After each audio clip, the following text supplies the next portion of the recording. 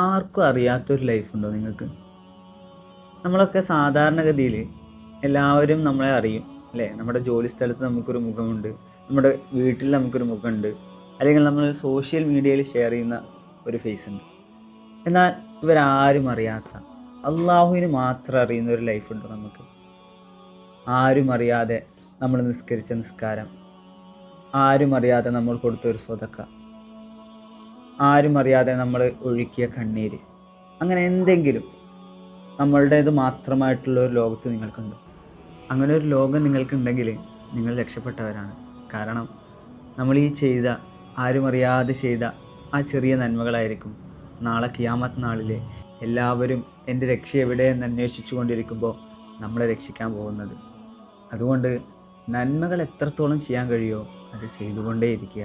അള്ളാഹു നമ്മുടെ ഹൃദയങ്ങളെയൊക്കെ ശുദ്ധീകരിക്കട്ടെ, നന്മയിലേക്ക് നമ്മളെ അടുപ്പിക്കട്ടെ. ആമീൻ.